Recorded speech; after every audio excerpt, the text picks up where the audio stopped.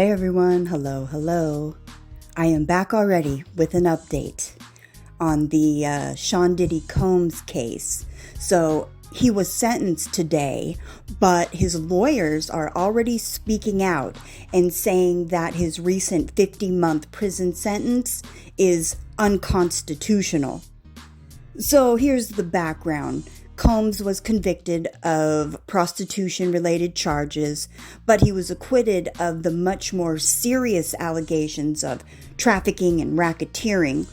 That acquittal meant that the jury decided there wasn't enough evidence that force, coercion, or organized criminal activity were at play. So, what's the pushback? Well, his attorney, Mark Agnifilo, says that the judge essentially ignored that verdict. According to the defense, Judge Aaron Subramanian leaned heavily on coercion when explaining the length of the 50-month sentence. And here's where the phrase comes in.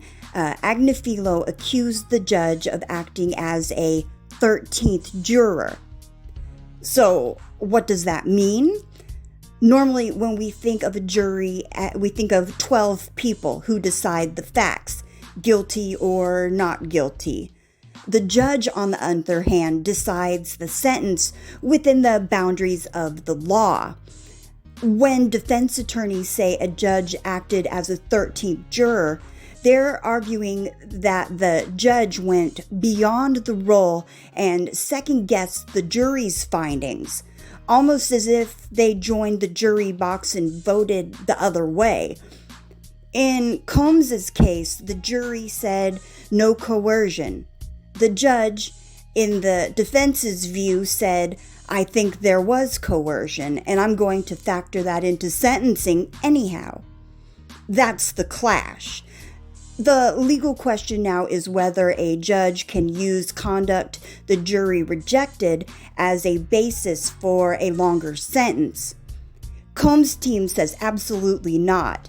That undermines the jury system and violates his constitutional rights.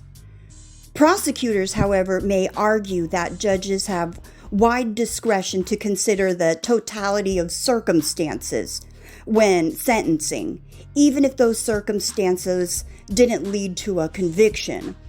This appeal may set a major precedent.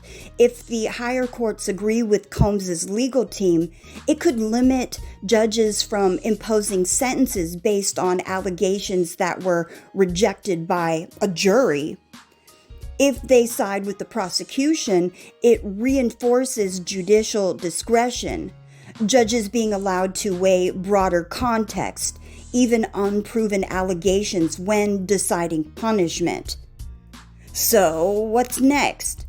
Expect Combs's attorney to file a formal appeal in the coming weeks. We'll definitely keep our eyes on how the courts balance the jury authority against the judicial power. So that's it for now. Thanks for listening. Be sure to like, subscribe, and hit the bell notification. All right, everyone. Take care. Peace.